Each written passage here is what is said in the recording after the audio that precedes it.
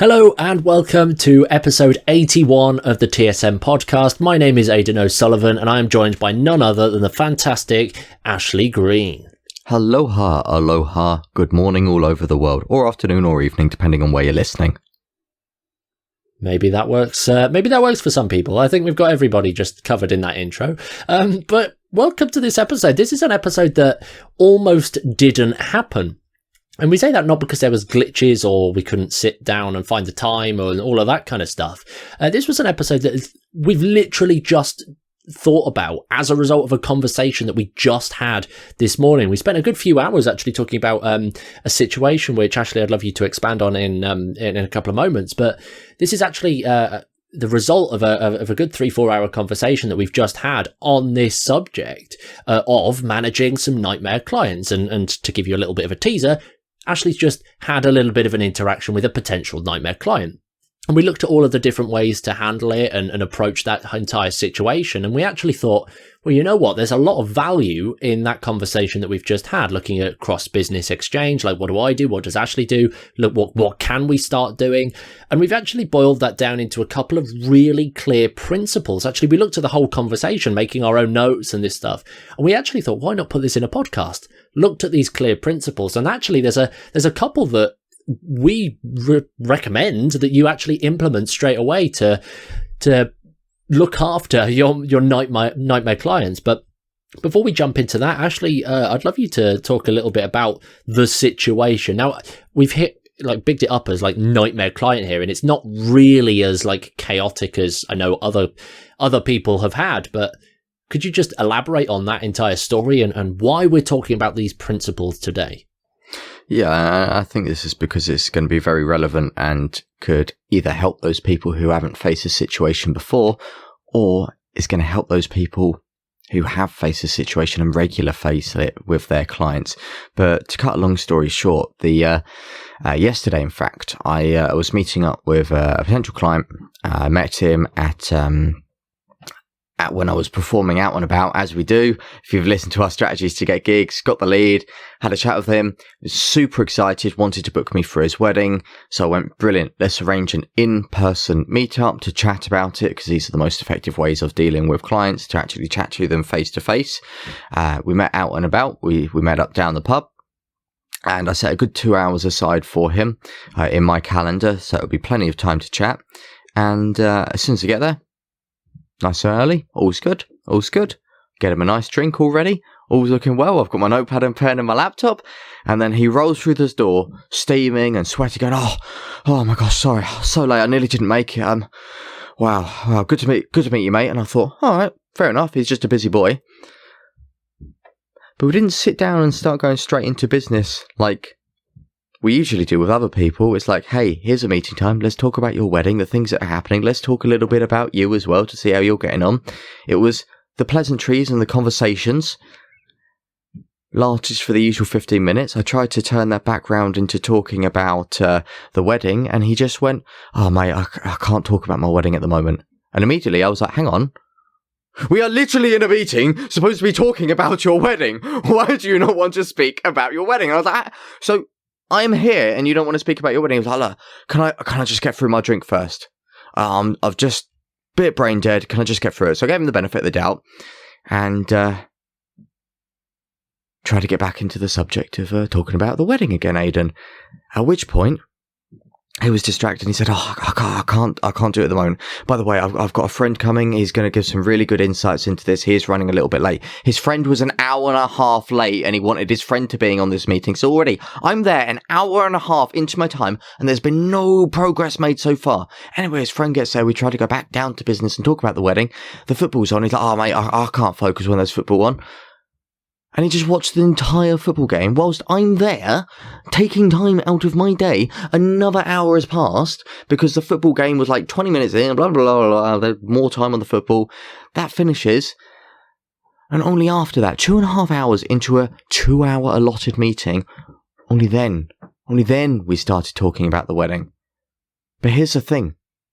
The amount of progress we made, Aidan, speaking about his wedding, was only something which could have been covered in 5 minutes, because I started to ask some questions, as usual, to really find out what he wants about this event, what are the aims and the visions, and where it's going to be. And he turned around after about half an hour and went, "Oh, mate, I'll tell you what, I'm done at this point. I don't think I can keep talking about this. It's too much for me. Let's just go back to chatting like normal." And I was like, what on earth is this? And it was the most, I tell you what, it's one of those situations where everyone listening is like, first of all, very awkward to be in. Why didn't you just leave? And that's what we spoke about, wasn't it? Like, why didn't I just leave? And the thing for me, I was like kind of trapped between a rock and a hard place. I leave, I seem rude. I leave, I don't get the gig. So I'm like, what do I do? What do I do? I'm just wasting time, making no progress. I'm trying to plan out a show for this guy's wedding so that and then I can pitch it and then make a sale and book a gig. And the guy doesn't want to speak about it. Yeah, he's booked it in because he wants to speak about it. And like, this is a situation which is inconvenient. Although they're not a nightmare client in terms of like leaving bad reviews and hating on you and bullying you at events, they're a nightmare client because they're taking up one of my most precious and valuable resources, which is my time. 4 hours of my time to make 5 minutes of progress, Aidan, on planning a show. Horrendous. Absolutely horrendous. Yeah, I mean, it's wildly unacceptable to say the least, but I think what's easy for a lot of listeners, and I'm only saying this because this was my exact thought process as you was telling me earlier about this, was like, it's a lot easier for people to think, oh, that wouldn't happen to me. Oh, I'd never stay that long. But it's a very different situation. Like, again, I said that to you. The conversation literally started as, no, in fact, I think it was you that said this. You wouldn't have stayed this long. Yeah. I said, oh, Aidan, you wouldn't stay as long. You would have got up and left. But it is when you're there in that situation, like when you're trying to pitch a show and you're going out to pitch, like, as the most expensive magician literally in my area, I know it's going to be a lot of money. I've got a lot riding on it. Like, that is going to set me up for quite a while. I'm kind of giving him the benefit of the doubt. I want to seem like a nice guy. I want to do a good job. But it just gets to the point where I'm like, well, this is awkward as I can't exactly pitch, but there might be a time if I walk off, I'm seen rude, and all of these doubts going through your mind. You've got to make that clear-cut decision in the moment. And it's like, when you're there, it's very hard to just say, look, I've got to shoot off, mate. Yeah, it goes a bit further than that as well, because as one of the first set of questions that I actually asked you to actually unpack this a little bit more, it was quite literally looking at your wider business ops. It's not just in the moment. It's easy for somebody to say in the moment, yeah, I'd have left. But one of the, well, that kind of brings us to the first principle that actually what we wanted to share in this episode is actually the management of, or the setting healthy boundaries. And what we mean by healthy boundaries are these rules or these boundaries that essentially respect your time. Because again, your time is your most valuable asset, it's your most valuable resource, it's the most valuable thing that you have available to you. And we had a look at your business, your existing conversations with this one client, and actually we found out that this client, again, I hope you don't mind me sharing, but they'd rescheduled the meeting a couple of times. And again, what this just showed was that they had no sense of your boundaries. They didn't know the way that you worked. And as a result, they probably thought that they were being really good with this. They were being nice. And because you'd been so friendly, and we joked about this earlier, but like, you've over-networked yourself into a friendship rather than a working relationship. You've done it the wrong way round in that situation. But that was like the kind of in-joke that we had there. But the point is that they did not have those boundaries in place. They weren't even aware of these healthy boundaries that in this case, you hadn't actually set. And as a result, problems. Yeah. And that's what we said, because in their mind, they don't think they're doing anything wrong. They're not being rude. They're like, it's easy for them to say, oh, they're just an arse. It's easy for anyone listening to this to say, oh, they're just an arse. They don't care about you. But in their mind, reality, they might not be. They cancelled a meeting twice before. For me, massive inconvenience. I have so much going on with shows, other meetings, TSM, and other bits and bobs on the side. For me, that's a big problem. But for them, they was like, I've given him 24-hour notice. That's more than enough time. And even then, on our 4-hour meeting where literally 5 minutes progress was made, in his eyes, he was like, well, it's the end of the day. He's not going to be doing anything anyway because it's the end of a conventional work day, which for us entrepreneurs and solopreneurs, we don't work to the 9 to 5. We work when we want. And I had other meetings and other things in that day, which really was annoying. And, yeah.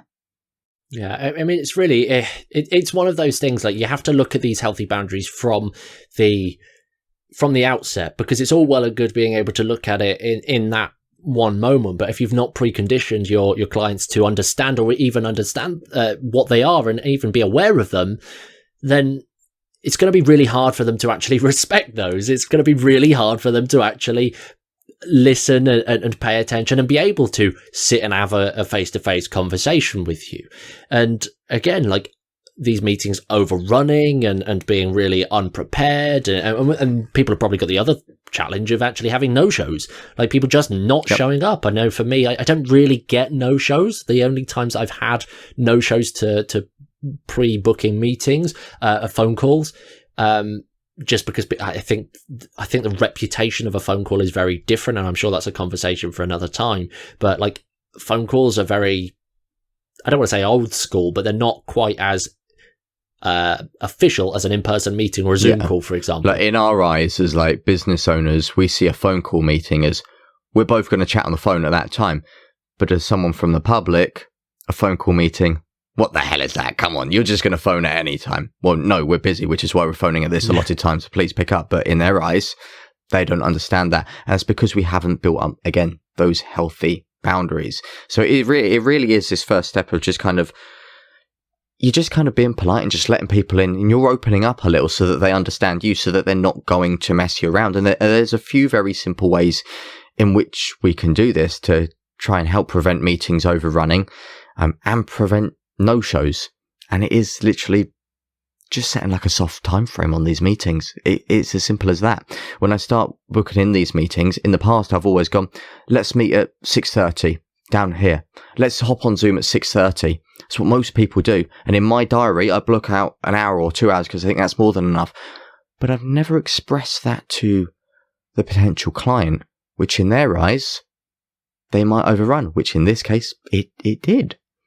Yeah, I mean, this concept of a soft cap time frame is something I've been running in my entertainment business for a long time. Like, I don't ever prepare or set up a meeting without there being some form of time awareness. And it doesn't mean that there is a limitation, like this meeting is only an hour long, or this meeting is only 40 minutes, or anything like that. But that, like, I'm giving them something just to plant a seed. And that can be anything, like having a calendar, like actually sending an email calendar invitation to a specific meeting time. That blocks it out in your calendar, but more importantly, gives the client a clear indication on how long you're prepared to be spending in that meeting. For example, for me, most of the time I'm spending 40 minutes on these client conversations, and that's what I'll send the calendar invite. In fact, I actually use an automatic calendar booking service to allow them to pick a time that works best for them, just to make my life easier. It means I've got one link and job done. But actually having them book that, it puts it in their calendar. They now know that their expectation is, it's a concentrated meeting. The point is XYZ. It's got to have all the pleasantries, but also all of the conversations in it. It's got to have everything that it needs to, and it's got to happen in 40 minutes or in 60 minutes or in 90 minutes, to however long you want to book. It's up to you at this point. A 5-minute phone call if you want in this case. But having that soft cap time frame is really, really clear, to just let people know those boundaries, those healthy boundaries. Like, you don't want to be spending hours upon hours upon hours stuck in a pub whilst they get absolutely hammered and watch the football, so that you can then talk to them about the wedding. It just isn't fair on you, because you're wasting so much of your time.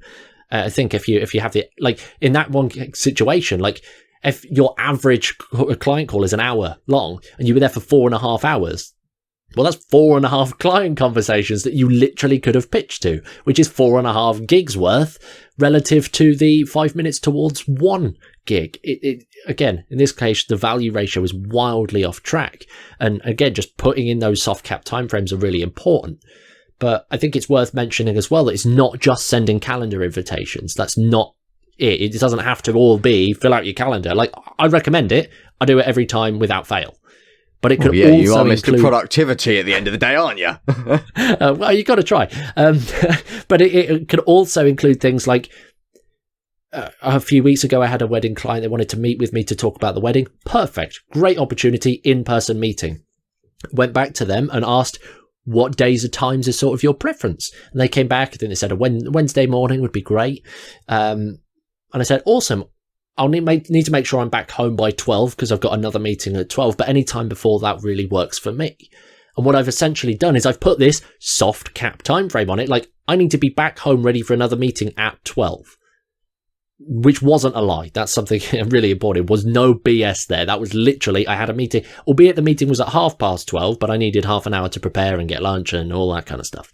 In fact, I wasn't getting lunch because I was fasting that day, as I do most days. But you get the point. I had to put in that buffer time, but making them aware of it. I'm not saying, yep, this is going to be a 2-hour meeting or a 1-hour meeting. I just need to make sure that I've got enough time to get back home because I've got other stuff going on. And then they respect that. Yeah, and I think that's the thing. Like, I remember when you said that, I was like, the phrase, "Oh, I've got to be back by 12 because I've got another meeting booked in." Like, that's fantastic because it's like a soft way of saying this meeting's only going to be an hour, this meeting's only 40 minutes, this meeting's only 2 hours, so that they know and go, "Oh, well, yeah, I am a dick if I keep you longer," basically. But what you've just said there is, don't lie about it. Don't BS about it just for the sake of it. Because if you do say, "Oh, I've got to pop back for another meeting," and then you literally pop to the coffee shop next door, come on, then that trust is broken. And we all know when trust is broken, they're not going to buy from you. But you can just change that and say something simple as, "Hey, I do have to actually be back at mine by about 12, and leave it ambiguous like that. And you don't need to lie about it because you need to be back by a certain time because you don't want to waste your day because you've actually got other better things to do, even if it's only spending time on your personal life or with your partner, for example, because that's still an important thing. And you don't want to lose out on that just because somebody is taking 4 hours. Exactly. It sounds so bizarre. And I would encourage that rather than you making up something or making up some BS excuse of, "Oh, I've got another meeting," I wouldn't do that. What have you got to get home for? Give yourself either that reason. Keep it ambiguous if you can, but I would highly recommend that if you have to keep it ambiguous, I would probably find just another way of wording like that concept. But the point is not use this fancy line to basically shrink your meeting sizes. The point there is actually don't waste hours upon hours upon hours. Just set out your own healthy boundaries and make sure that you've got some form of enforcing that. And the other thing that we didn't really discuss, but that's actually going in with a clear-cut plan for these client meetings. Like, anybody who's applied for Learn to Thrive will have gone through our process of jumping on a strategy session, and you'll know that we actually have a really clear process to actually do these and deliver these strategy sessions so that we get all the information that we need in order to help you on the call and B, inside the Learn to Thrive program, and you can actually walk away with value. Same thing goes for client meetings. If you turn up with a clear plan of action, you know what information you need, you kind of know how the conversation needs to pan out, then you're in for a winner. Respect those boundaries. You know how much time it's going to take. You can then monitor it and move on the conversation where relevant and get the most bang for your buck, to use a phrase that I absolutely hate there. Well, no, it's a fair point. And like, this is one of the things, like, and I know a lot of people are going to be thinking, again, still there, but how is this a nightmare client? How is this a nightmare client? They're a pain to deal with because they're so time demanding, and it really just takes a massive drain out of your day. And this is one thing that we're huge advocates of. Just a simple little tweaks and changes free us up. Like, again, this is an actual example I was working on earlier because I was like, Aidan, I've got a problem. How can we work together to fix this so that it doesn't come up in future? Because I don't want to waste my time because I've got other more important things to do. And just like a few simple changes, like setting those boundaries, everything Aidan just said can so much help you get out of these awkward situations. And for anyone that's listened to, that was actually with the live podcast recording with Brittany Ford, the biohacker. She said a wonderful thing about putting in preventative measures to stop problems actually coming up last minute. I think as humans, we kind of gloss over everything, and whenever there's a problem, we kind of deal with it there and then. Like, okay, there's a problem, I must deal with it efficiently and businesslike and professionally. No, put in the preventative measures now so that these problems don't come up and that you don't have these awkward challenges. Your entertainment business flows nicely, and that's what gets you out of the hustle culture mentality and frees you up and gets you free from the weeds so that you can spend your time on what you love. Does that kind of make sense, Aidan, where I was coming from there? Yeah, I mean, 100%. At the end of the day, it's all well and good being able to say we need to be back at 12 for another meeting. Like, it doesn't have to be work. Literally excuses that you make to, and again, they're not excuses at this point. These boundaries that you set, they don't have to be part of your working relationships. As you said there, Ashley, it's about doing the things that you love and respecting that. If you need a coffee lunch meeting with a client to be over so that you can go back and have a great lunch with your family, or just take your dog for a walk or anything like that, just be open and transparent about it. The fact that there's a reason, and again, it goes down to that that psychological rule of because. I think it was actually put in the world in the book Influence by Robert Cialdini. I never know how to pronounce his name. I've heard people say his name countless times. I've never actually known how to say it. But there's this rule: if you put because and then give an explanation, give a reason. It doesn't matter what the reason is, but because you've used the word "I need to X," because people respect that, people understand that, and the study behind that was basically skipping queue to use a printer or a photocopier, and literally it got to the point that they softened the actual the reason, the urgency behind the reason they needed to skip to the front of the queue, and they literally got it down to I believe it was, can I jump in front of you because I'm in a rush?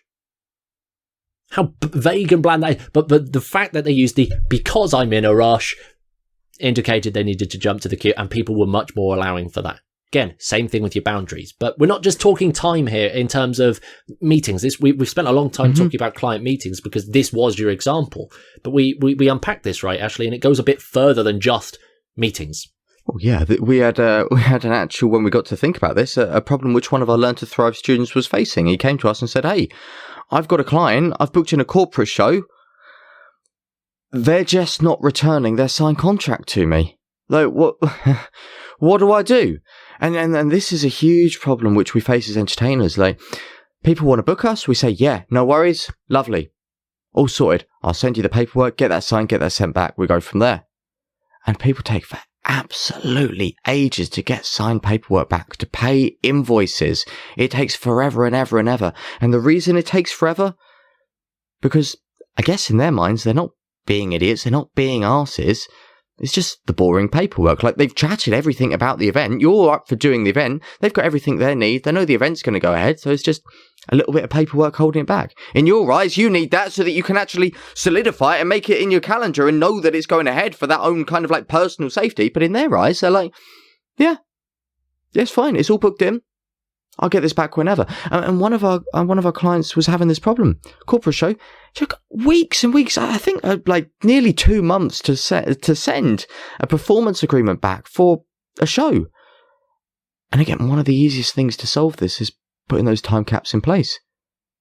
Here you go, perfect. You've got 14 days to sign that. I'll hold the date for 14 days in my calendar. It tells them now, yeah, cool, you're up for it. You're leaning. You're not pushy saying, "I need to sign it now and immediately." Like, you are coming across still as your nice, friendly vibe of a person.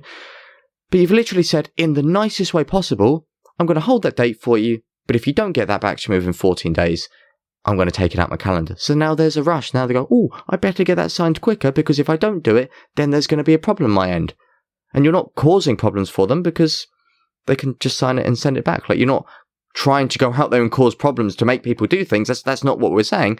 We're just saying to explain why you need that back, and you're given a time cap to make sure that they give it back in a certain amount of time to allow you to actually have that personal safety for the event.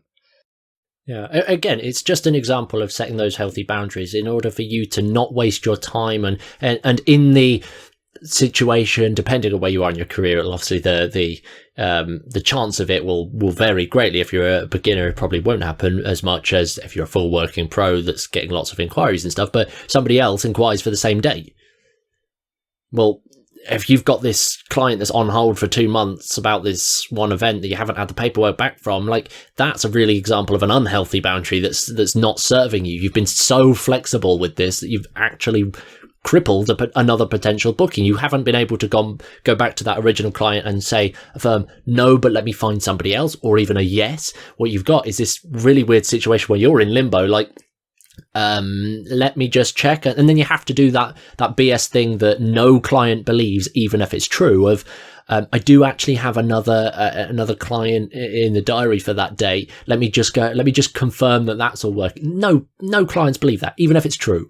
It just sounds like a really cheap sales tactic. That's why I stopped saying it, even if it was true.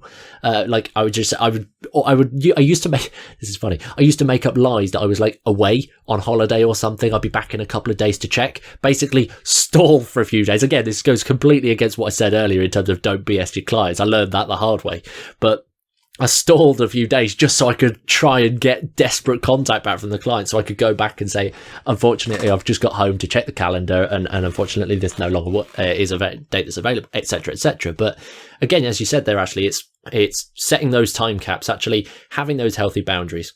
I can hold the date for 14 days. The invoice needs to be paid in full within 30 days of signing the performance agreement, or 7 days ahead of the full event, or it could be paid on the night or the week after. It's up to you how you run your business from that sense. We can't tell you how to do all of that stuff, but the point is having those timeframes and actually being able to use them and leverage them are the keys that are going to help you set those healthy boundaries.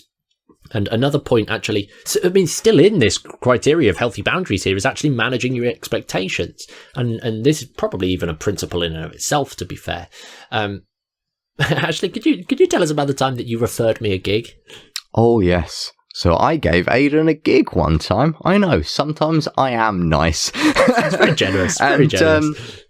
It was a really, really nice gig from a top guy, very high up in the corporate oil world, flown over, Airbnb in my local town, wanted an entertainer. I couldn't do it for certain reasons, so I got Aidan in, and Aidan was like, yep, no worries, we get 2 hours of entertainment booked in. The guy was like, absolutely fantastic, you sound amazing, Ashley said you're great, you look great, you sound great, we're really excited for it. And the guy was so excited, and he was like, you look more than just a magician, fantastic, which, massive win-win.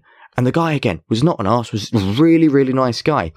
But as soon as you sent over the performance agreement to say, I'll perform 2 hours at your party for this fee, what did the guy immediately do?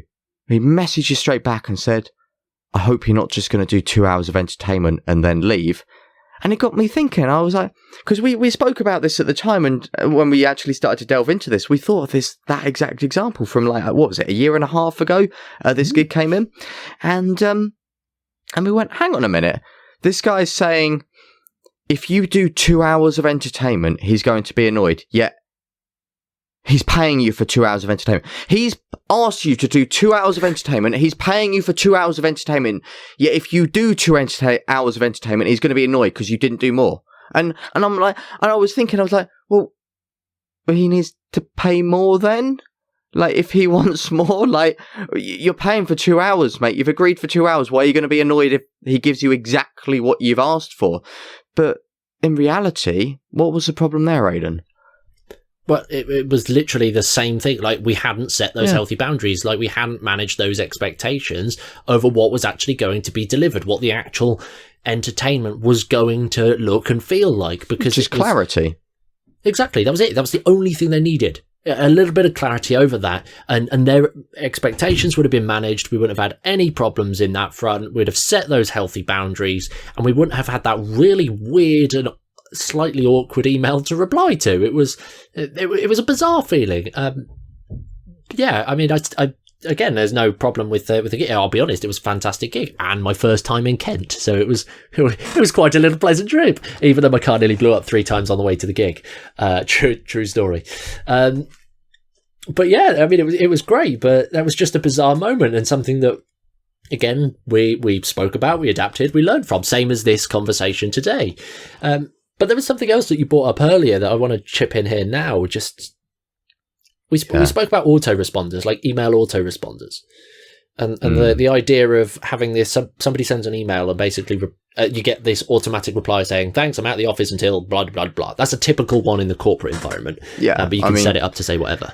It makes people aware that, like, hey, I'm only available during these hours.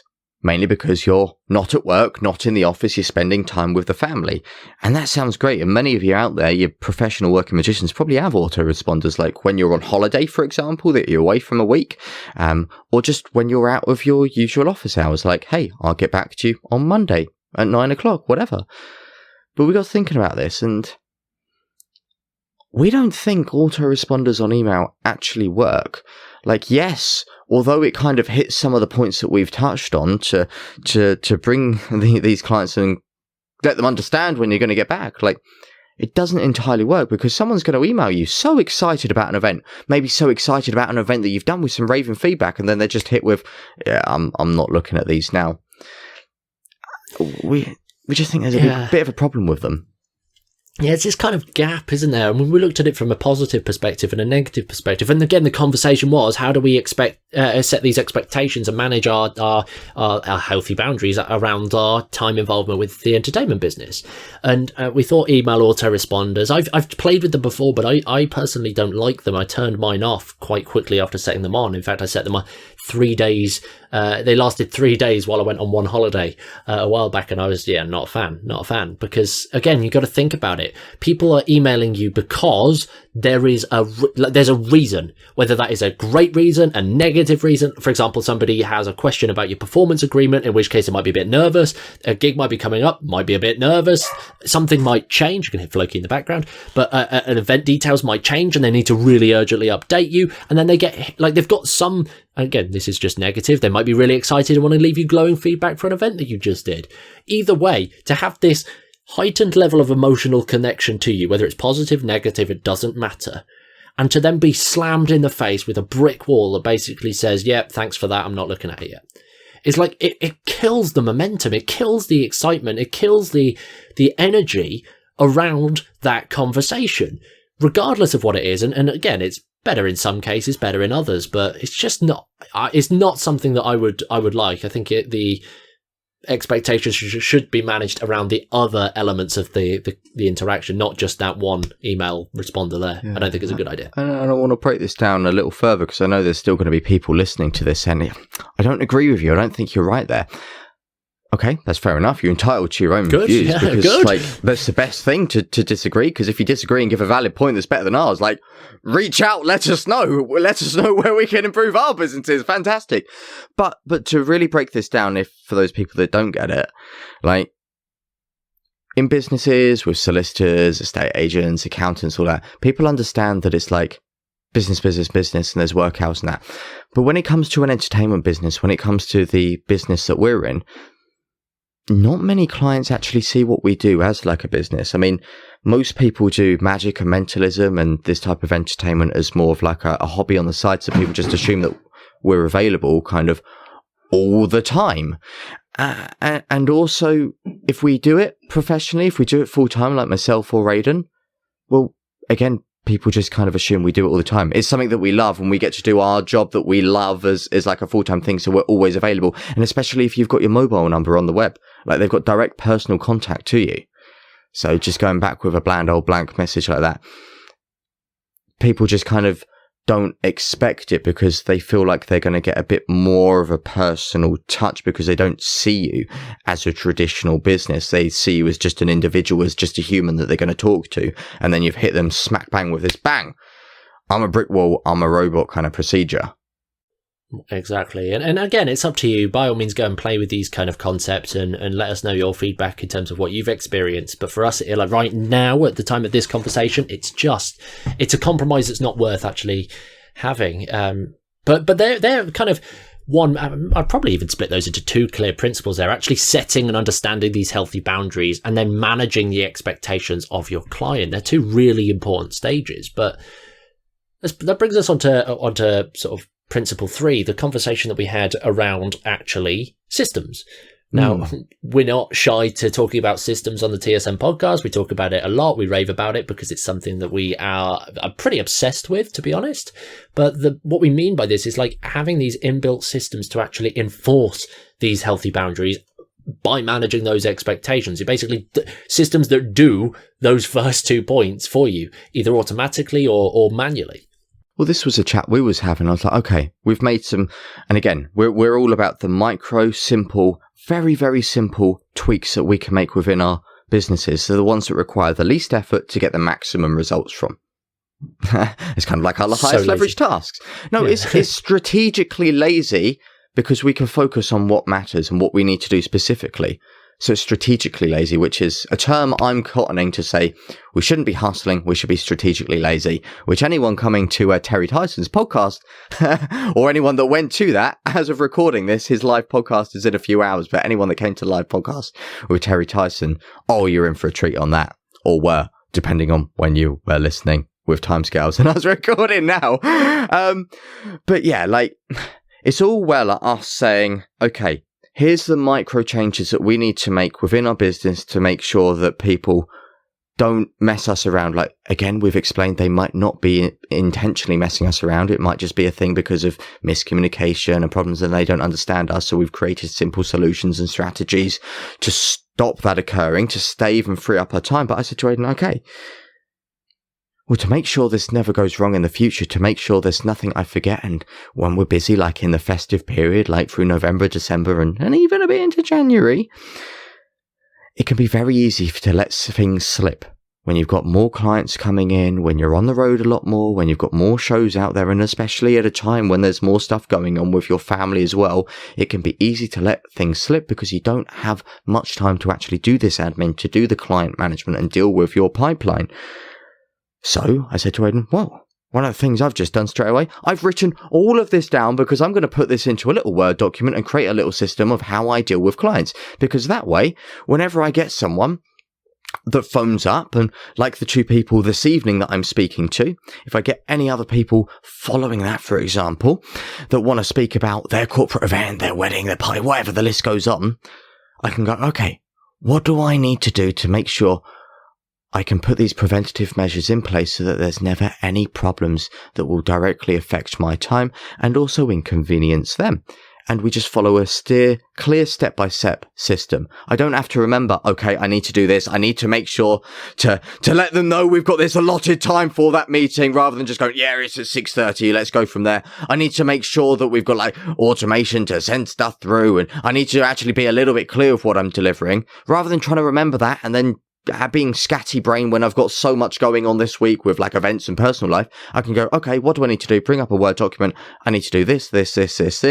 Have I done this? Have I done this? Have I done this? Have I done this? No, haven't done that. I'll quickly do that now. Sorted. All the preventative measures are in place.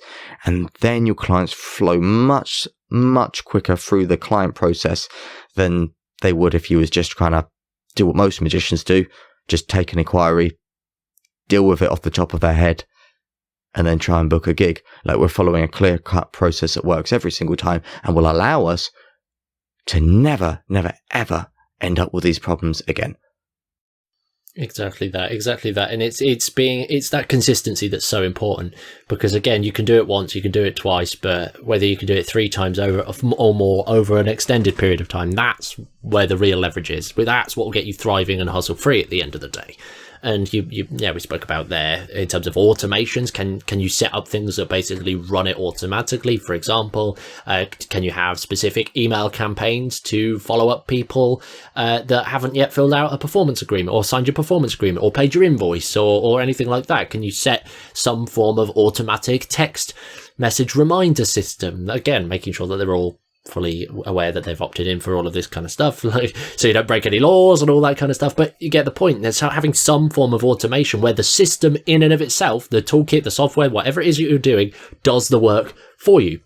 Or having that ops manual that Ashley mentioned there, that step-by-step process of these are the things that I need to do in this order to this standard, so that these expectations are managed. And again, if you listen to our Just a Tip a little while back, we actually shared the 5 key stages of our client journey, actually understanding your client journey.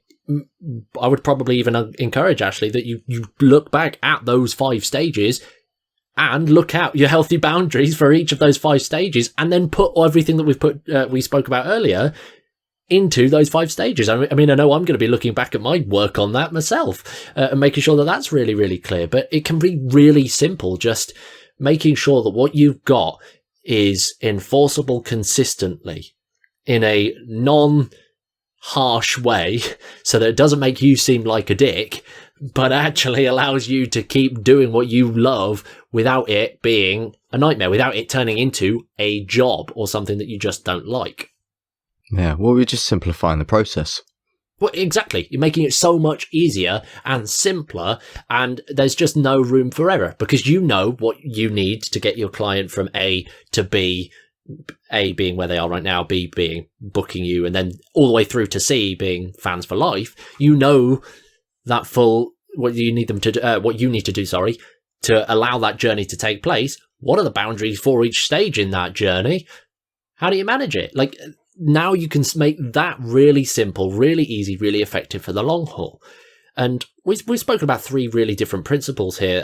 Ultimately, so far, we've spoken about actually having those setting those healthy boundaries, first of all, actually making them a thing.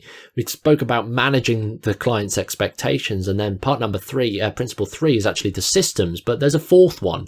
And I would argue that this is going to come across the most challenging for a lot of people, but this is the most important of all of them.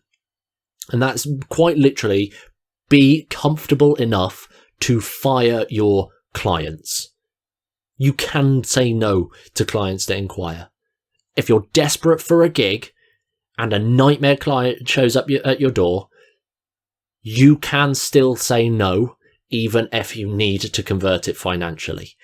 And the reason we say that is not because of this whole concept of, oh yes, you're the superior entertainer, you should be comfortable enough to turn away people because that makes it look like you're in demand. No. What we're doing here is exactly as Ashley said there. We're simplifying your entertainment business, and we're actually making sure that we're not working with a bunch of fools that are going to make your life difficult or uncomfortable, or waste 4.5 hours over a conversation that could have been had 5 minutes during the week. Exactly. Time is your most valuable asset. And if you are in that position financially where you're like, oh, I really need this gig to be able to pay the bills. Okay, you might take it. It might help you out, but you're delaying your problems back further, because if that person is a massive sap on your time, what's that going to do? It's going to allow you with no time, or reduce the time that you're going to spend on getting other gigs, on other work. If you said no to that awkward client, you could take all of that time which you're going to spend with that awkward person, which is zapping your energy, and put it into something so much more practical to get maybe 2 or 3 shows out of. It just proves the point. Yes, saying no might seem silly, but when you look at it that way, you've got all this time to invest somewhere else where you might be able to get more results from it. I don't think it even goes to the point of you could spend this elsewhere in your business. You can quite easily spend this time outside of your business. You can spend it with your family. Exactly. You could have some bloody time off. Like, I know a lot of people probably won't even want to have time off after the last couple of years that we've had, but you get the point. Like, if you want to have time off and go do something you love, you most certainly can. And again, this really leverages that 80-20 rule, and you might be familiar with it under like Pareto's principle or the 80-20 principle or something like that. But this is the concept that 20% of your clients, or your customer base or your fan base or whatever, will deliver 80% of your results. 20% of your input will equate to 80% of your output. And that's the same kind of thinking that we want to put in here. Like, there are 80% of your clients that are not serving you as powerfully as 20% of them. And if you get somebody who is definitely not in that 20%, you can cut them out, because you are not cutting out a huge chunk of your business. And I think a really important sort of insight or a mindset that people will find valuable is like the fact that for me anyway, again, it will be different from person to person, but for me, I'm not running my entertainment business on a time for money basis.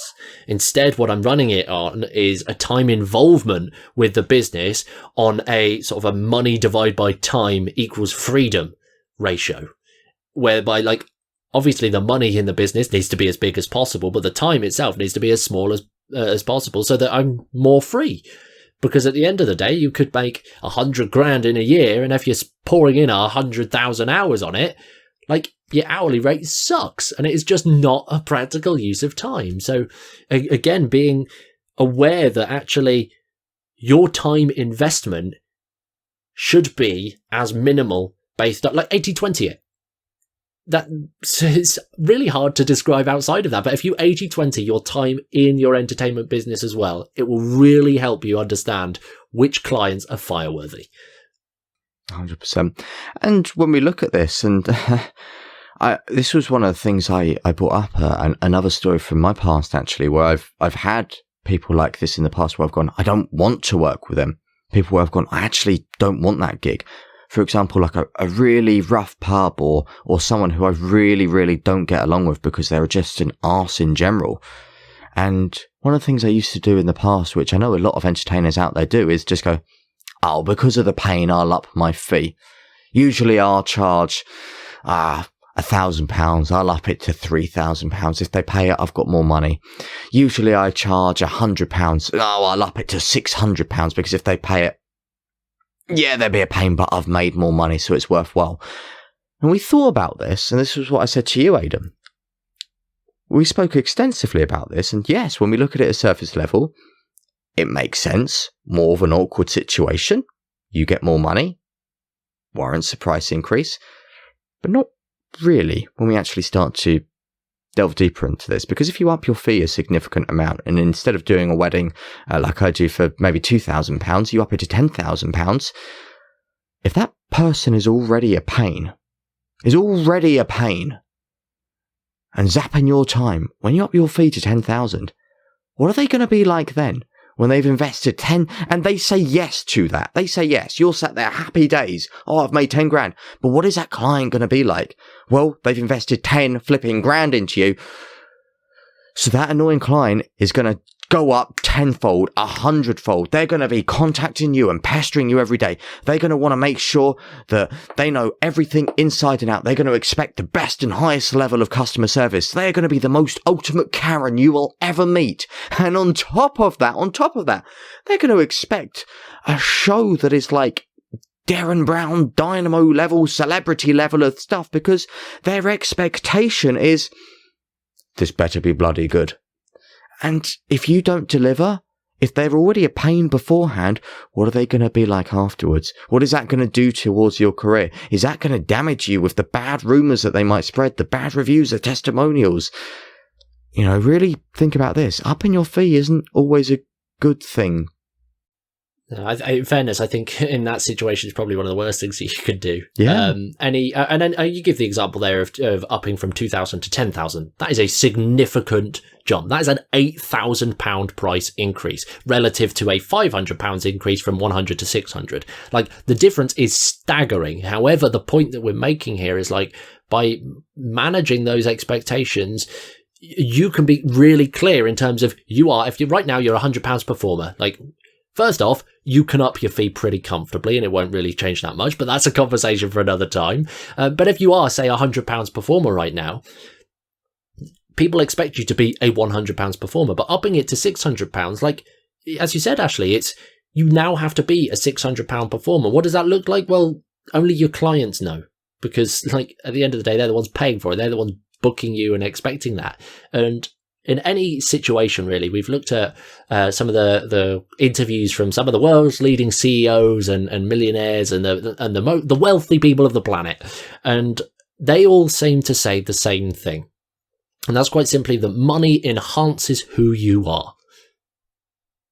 Money enhances who you are. It does not make your problems go away. It just makes them bigger.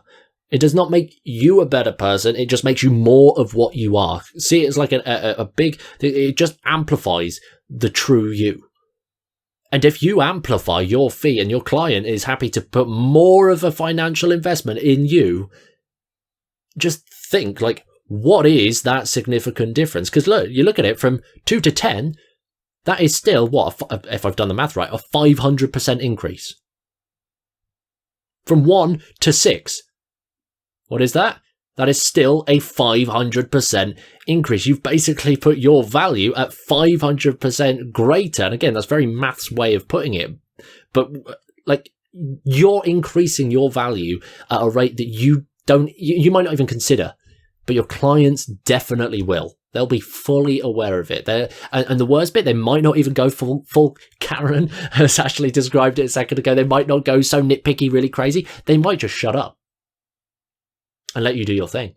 expecting that you know everything at how to do a 10k gig or at how to do a £600 gig or anything really.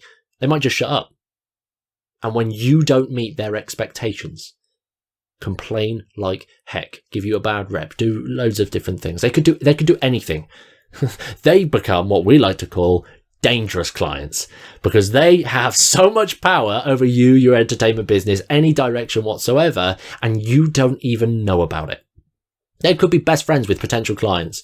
They could be going to your networking meetings. They could be sending emails out on your part. You just don't know. So again, it comes down to that concept of just being comfortable and knowing when to fire your clients. That's kind of that fourth principle actually there. Exactly. Upping your fee doesn't work. If anything, you're just going to create a bigger problem and a bigger time investment, which negates the fact that you're making more money. Because in reality, in the bigger picture, you're probably going to be making less because you could put that time elsewhere or spend it in your personal life, as we're massive advocates of having that freedom to do what you want. But yeah, I mean, look, this episode was a very different episode because it's really an insight into my business in particular, because we're always kind of like dissecting it. Like we chat about our businesses a lot, and we're always looking for ways to improve it, to make it easier, to make it more simpler, to streamline our packages, deliver better shows to people. And we're always refining this. And this in particular, we thought, you know what? I bet this is going to resonate with so many people out there. And even if it doesn't, even if people are like, oh, I've never wasted my time at a client meeting like that. It's fine. It will never happen. At least that's fine. That's fine. That's good. But now you know the preventative measures to put in place so that it will never happen to you, so that you'll never have someone moaning that they booked you for 2 hours and you wanted to do 2 hours, yet now they want more for the same price. You'll never have anyone moaning like that. You never ever have anyone faffing around down the pub for 4 hours whilst you try and pitch a show and they don't want to hear about it. And you never have a Karen just slating you because you charged 10 grand for their Christmas do at the pub. Like, you put these preventative measures in place, you take action on this, and if you really want to simplify it further, it will take a bit of time, but once it's done, it's set. Just type it up into a little system. The step-by-step processes you need to follow when it comes to taking a inquiry to face-to-face meeting, for example. And you do that, you're set. You've made your life so much easier. You've made your client's life so much easier. And you're just going to be bringing them into your world a little bit more so that they understand you. And as a byproduct, I think that's going to give a better level of customer service. And that's going to warrant them booking you again because they're like, wow, this guy was great. This person was great. They really understood what they was doing within their entertainment business. You know what? This was so easy. I'd have no problems using them again. If anything, acting on this and putting these little preventatives in place is just a benefit for everyone. That's the way I see it. 100%. Again, if you guys listening to this have found value in this episode, we'd love to know, more importantly. Again, this is just a real life conversation or a summary of an extensive 3-4 hour conversation that we've actually just had on this exact subject. And we thought, why not record a summary actually and share that with you guys because we think it's so important. And a really good insight into what we're actually working on behind the scenes too.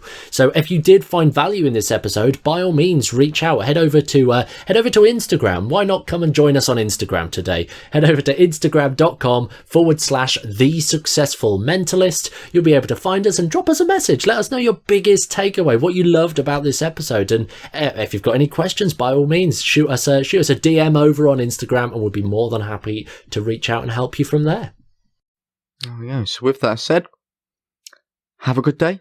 And whether it's the morning, afternoon, evening, wherever you're from, little callback. You gotta love it. We'll see you guys soon. And we'll see you in a couple of days for one of our Just a Tip episodes. You take care. Bye-bye.